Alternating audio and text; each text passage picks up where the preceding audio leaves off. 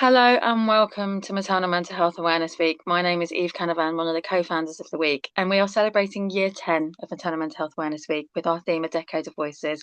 And today is something that's really important to me that we're covering. We are joined by our friend Idyli, and I'll hand over to her in a moment to introduce ourselves to talk about perinatal OCD and some of the treatment options that are available for it. So I'll hand over to you, Idyli. Hello, how are you? Hello, I'm really well, thank you. And thank you for inviting me for this very, very meaningful conversation. Thank you. I am so pleased. You are incredibly welcome. I follow you on social media. I have some friends in the perinatal world who think enormously of you. And having looked at some of the things that you talk about and some of the things that are so vital to talk about in the perinatal mental health world, I am thrilled that you're here. So a huge thank you from me. So for people at home who don't know you, please introduce yourself.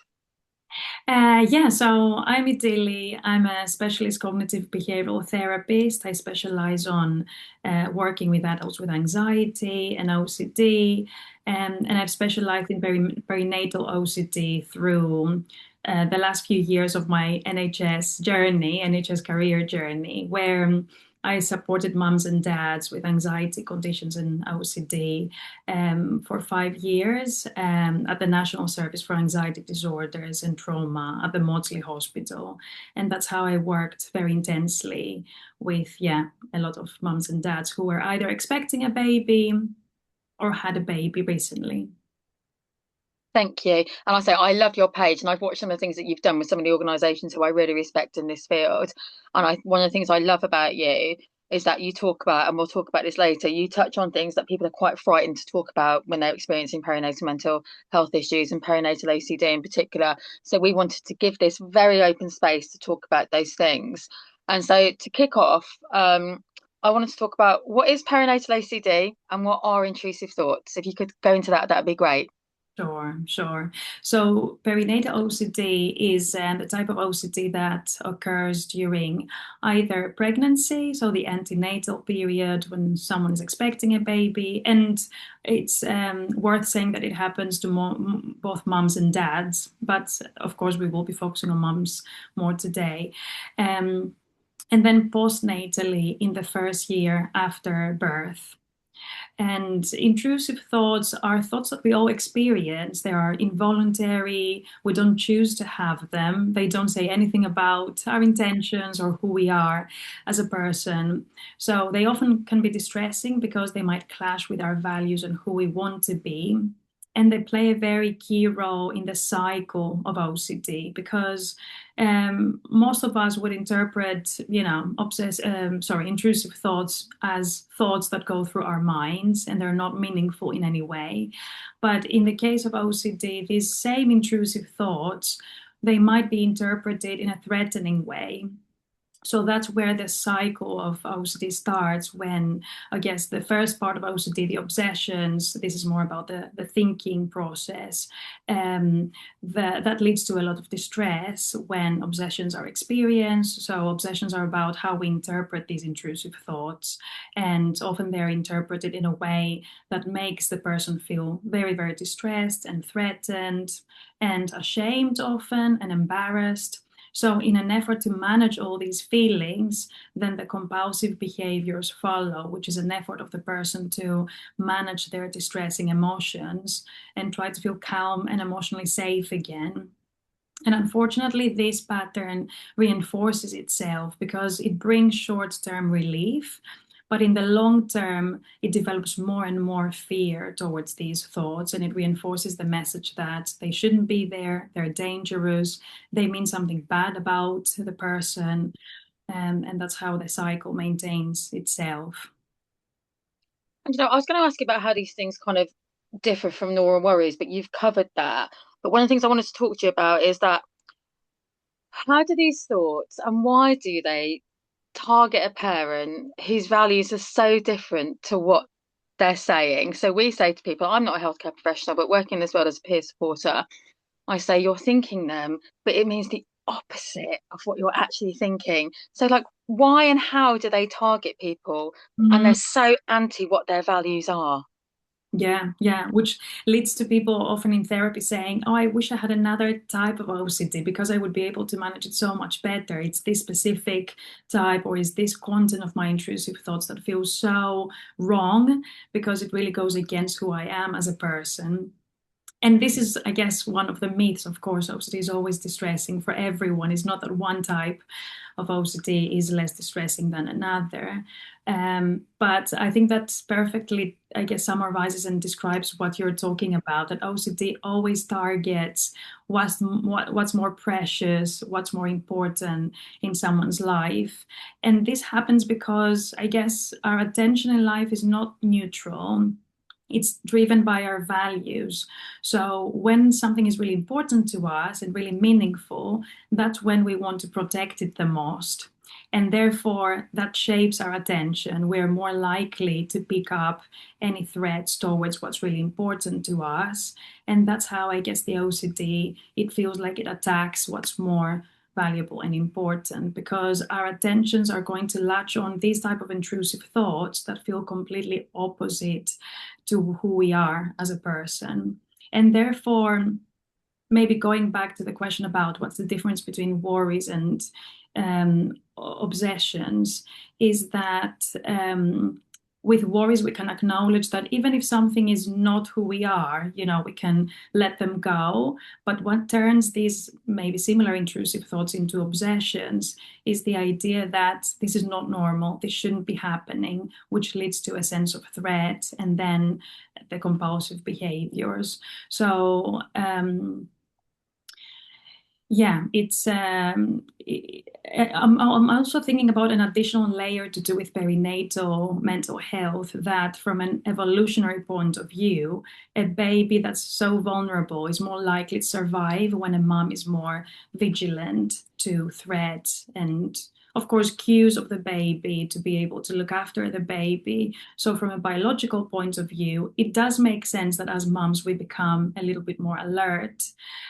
And this is what's leading to, I guess, the bonding with the baby. And it's quite effective in that way. But a lot of the time that happens excessively. And I guess that's the part that we want to focus on and help women manage.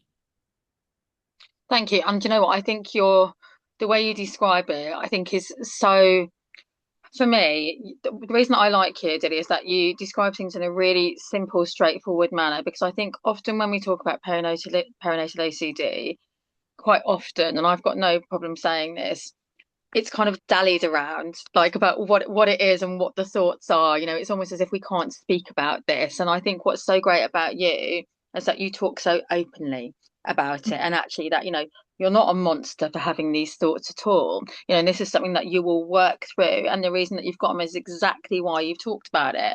And I was going to go to a question about treatment options, but before that, I wondered if it's okay, and as I say, we don't dally around things here. The point of the Maternal Mental Health Awareness Week and a Decade of Voice is that we talk about the real things that real people go through. So, what are kind of some of the examples of intrusive thoughts that people can experience? Yeah, yeah. So the content varies greatly, and that's why in therapy we don't really focus on types of OCD Yeah. because the pattern is always the same, and we want to target that because even for the same person in their journey in life, the content of their intrusive thoughts might change, which can be confusing for them, surprising for them at times, but the pattern is always the same. So once they go through therapy and they understand how to manage the pattern, it doesn't really matter what the content of the thoughts will be in the future because they will be focusing on the circle we talked about in the beginning of our conversation rather than what the OCD says about that specific moment. Of course, there are different types of thoughts. There are thoughts where, moms might have fears of harming the baby intentionally, unintentionally. There might be thoughts that often come with maybe the highest, most intensive feelings of shame and embarrassment. There might be sexual intrusive thoughts to do with their baby. So again, this is something that often stops people from asking for help. And that's why it's worth mentioning it and normalizing the fact that it happens a lot and it is fairly common. So it's important for people to take that brave step and ask for help. When we get distressed by a thought, that's an indication that we don't want to act on it. isn't it? So it's an indication of how much we care when a thought is bothering us and it's really difficult for us. So it's really, really important as part of self-care to take that step and ask for help and support.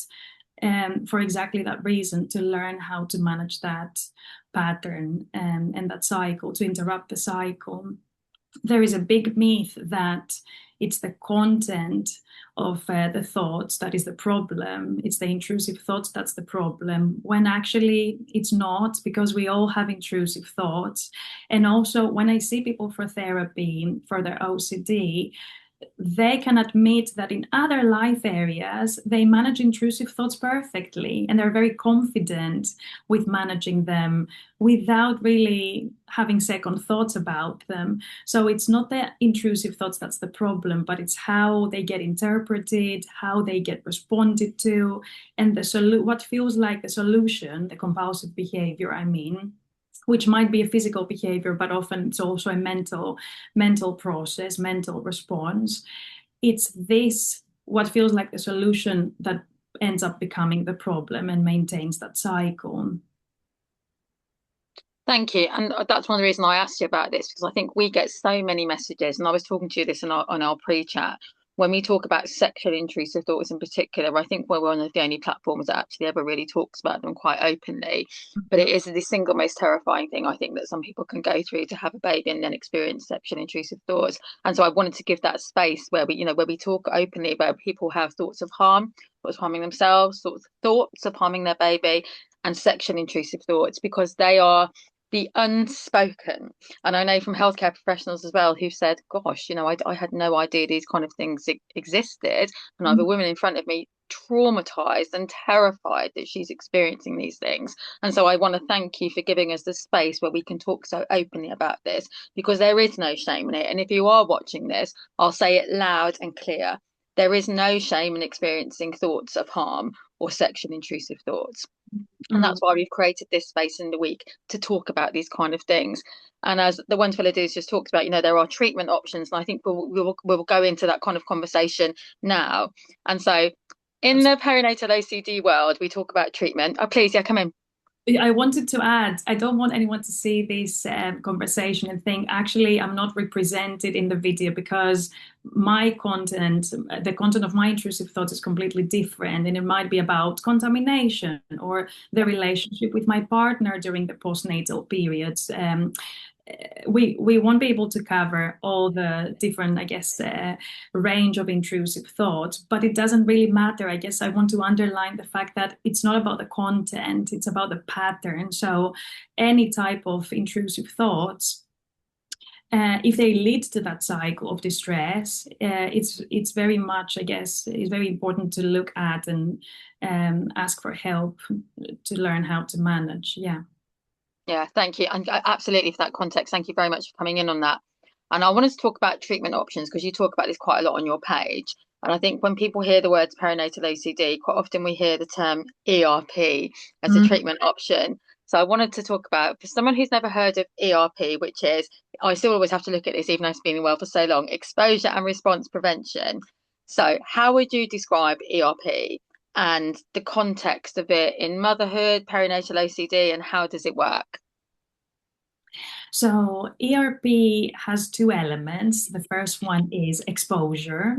So we all tend to avoid what is hard in life, isn't it? We all have the urge, or we have found ourselves at some point having urges to escape, to run away from something that is scary and hard. So I guess exposure is there to tackle avoidance and escapism. We want people to start engaging with what's scary, whether that's a thought, whether that's an image, whether that's an urge that they experience in their body. All these are part of intrusive, I guess, experiences that we talk about.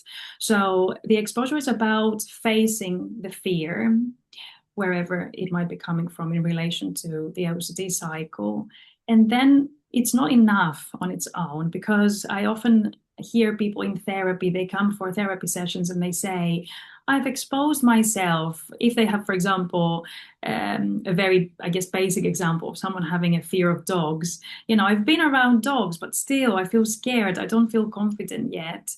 And this is often because the second part is missing, the response prevention, which means that all the little things we do, in the case of OCD, all the compulsive behaviors, no matter how subtle or obvious they are, they maintain that cycle of fear and anxiety. So it's absolutely necessary for those responses to be initially reduced, delayed, and ultimately dropped so that we can have a full exposure to what we're scared of and what makes us really anxious. And this will allow us to properly test out our predictions about what's going to happen if, for example, I allow the intrusive thoughts to be there. So if I still reassure myself, if I still replace a thought with another thought that feels more safe while I'm doing exposure task, you can understand that this will not be full exposure. So it's not going to work as well as, I guess, we're aiming in therapy. And it's not going to teach us that, we can cope with those difficult thoughts. So both elements are really important to be there. But I always try to say to people to be clear when it comes to the process in therapy. We can work in a gradual way. We don't want people to have a very fast pace. We don't want people to go from 0 to 100 when it comes to the exposure. Of course, we can adapt therapy to how they feel. And that's the point of therapy, that we work together as a team to make those decisions and move up the next step in the hierarchy. So exposure and response prevention, then a few examples might be, some people might come to therapy and they even find it hard to express their difficult thoughts. So moms with young babies, for example, they might find it hard to say these thoughts out loud or to write them down on a piece of paper. So we might start with this task, sit with your thoughts, write them down, say the words, and sit with a possible fear that you're experiencing, that if I say it, it's more likely it's going to happen. So this could be an example of an exposure task. Or with someone who experiences, as we said before, harm, OCD, intrusive thoughts. It might be, I am in the kitchen and I have my baby with me and the sharp knives are next to me, and I allow these intrusive thoughts that's telling me, you might lose control and grab a knife and harm your child with this knife.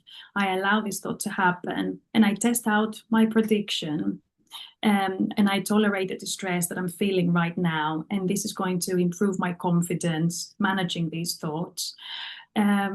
So yeah, that's the idea. And it's important to have both of these elements present and work towards ultimately dropping all the little subtle behaviors that we all have in our lives to manage our distress and our anxiety.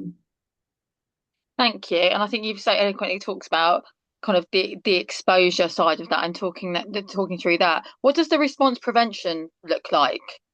So the response prevention is all these urges for people to have compulsive behaviors in order to manage their distress in the moment. And this might look like avoidance, checking, physically checking by going online and checking, or checking with a friend, or mental checking, monitoring, for example, our baby. So checking the baby, or it might be checking that something happened and how it happened. It might be asking for reassurance. That's a very common compulsive behavior as well, or reassuring ourselves that things will be okay. Other people, they might mentally replace one thought with another. All these strategies that people use in that moment, that moms use to try and manage their distress, we want them to initially be delayed or be reduced and ultimately be dropped in order for a mom to be able to find out, for example, going back to the previous example, if I'm in the kitchen and I have the knives next to me and I hold my baby, I don't need to say to myself, think of something positive. I don't need to say to myself, everything is going to be okay. I don't need to hold my baby tighter so that I don't lose control. These examples are all the very subtle behaviors that a mom in the situation potentially might have to try and keep herself safe. So, unfortunately, if we allow those strategies, the mom might go away thinking, I didn't have my baby only because I was holding them so tight, only because I really concentrated on my thoughts and I tried to control them, which is not a helpful message because Mm. ultimately we want moms to be taking away the message that, I managed because I coped, because I can manage these thoughts and I can tolerate the distress and I can sit with uncertainty. Ultimately, that's what it's all about. Not knowing for sure, not knowing 100%. And that sense of uncertainty feels like a problem to be solved for people with OCD. And I guess as part of ERP, we're trying to change the mom's response to that feeling. How can mom say, let's wait and see? I'm going to see what happens if I wait another 10 minutes and I sit with the distress, rather than, I guess, that very urgent response of escaping the thought as quickly as possible. Thank you. Do you know what? I think that's so insightful because I think a lot of people, just talking really openly, I think a lot of people really worry, first of all, about talking about their thoughts because they worry so much about the content. And I think you've been so good at talking through, actually it's not it's not the content, it's the fact that these thoughts are coming to you and how they're making you feel. And I think that brings me to my next kind of point, which is, what do you think, Idyli, is the biggest misconception of perinatal OCD? And also, like, why people, I was going to say to you, why do people kind of not start ERP? But actually, it's even before that. What's the biggest misconception? Mm. And why don't people seek treatment? Is it shame? Definitely embarrassment and shame can be a big part of it. And I'm thinking about the myths from different perspectives. So I'm thinking Yeah. about um, from an observer's perspective, for someone who's not educated on OCD and they focus on the stereotypes, unfortunately, that are still there about OCD. If they hear that, a mom has OCD or expectant or a new mom, they might think, okay, so they need things to be in order, they need the house to be clean, which is, of course, invalid. And it's not helpful. And therefore, it's meaningful that we're holding these conversations, and hopefully, more and more people will be educated about what OCD actually is. I'm also thinking about the perspective of the person with OCD. And I guess some people with perinatal OCD, they have experienced OCD before in life. And in that case, it might lead to myths and misconceptions like, I'm an anxious person, I won't be a good mom, or I won't be a safe mom because of my intrusive thoughts. And that is also invalid because these thoughts, as we said before, indicate how much someone cares and how responsible they want to be and um, how much their values are quite loud for them and clear for them. So of course it's going to be really unhelpful for these misconceptions to become barriers for people having their lives that they want and chasing their goals. And you mentioned, what might be a reason that people might not engage in ERP. And I'm thinking that in therapy, sometimes we start discovering as part of the therapeutic process some positive beliefs about the OCD. So a lot of people that I've worked with say, but the OCD keeps me safe. It feels like a good friend at times. When they when they try to challenge it, that thought tends to actually come up for them, that the OCD is a good friend, it keeps you safe. What if you follow treatment and you become a very careless, irresponsible person? Of course, that's the voice of OCD that latches onto the person and their values. But it becomes important for therapy to focus on these positive beliefs about the OCD and try to look at them by focusing on the evidence rather than how things feel. And that's a distinction that we often make. Things might feel wrong, they might feel careless, but let's look at the evidence, or let's look at the outcomes of your last exposure and response prevention task. What do these experiences teach us? Yeah, so there is a lot, but I guess the good thing is that uh, in the therapy process, every sort of therapy journey is different, and it can be individualized and adapted to the person's needs. And it would be really important as part of that to focus on these misconceptions about OCD. Yeah. Do you know what? I have found this so insightful. As I say, I mean, I work in this world, but I have found this conversation so insightful. And I think actually for people at home watching, this has created a space where people have you given context to the thoughts and what they are, that people aren't alone in them. And actually there are safe spaces where people can go and work through even the writing them down. We know that people feel really struggle with speaking out loud with them and writing them down and talk, and because obviously the content is what terrifies people so much. And I think you have given such context as to why people have these symptoms, and that's what they are, they're symptoms, and also that there are treatment options. And I think you have so beautifully laid out that kind of journey. And I think the fact that people aren't alone, because I think with intrusive thoughts in particular, and in the perinatal period, which is when you're at your most vulnerable while caring for a baby, and you have these thoughts which completely knock you for six, and you're full of shame and terror. And people often say they feel frozen and not being able to do anything because the content, they're so scared they're going to act on them.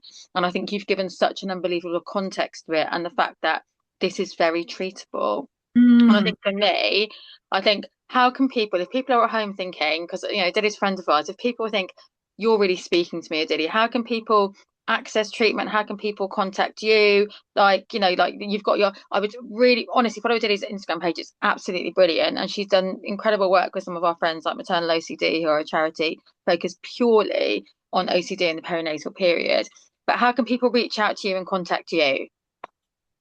So my private practice, Therapy for Me, it has a website, therapyforme.co.uk, and I'm there on most social media as well. So I have a page on TikTok, Instagram, Facebook, Therapy for Me, which is the name of my private practice. So people can, yeah, contact me in that way.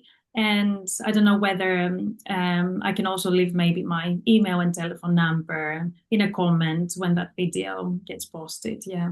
Absolutely. I'll put it all in the captions. So I'll point below here. It'll be all underneath here, which I'll put in.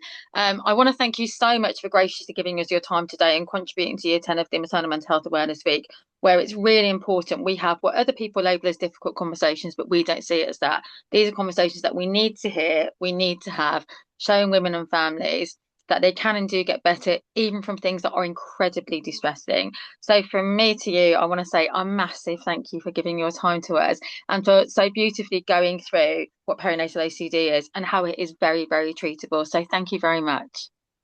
Thank you. It's really, really important for us to be having these conversations. And yeah, it was great being with you today. Thank you very much. Thank you so much. Bye bye.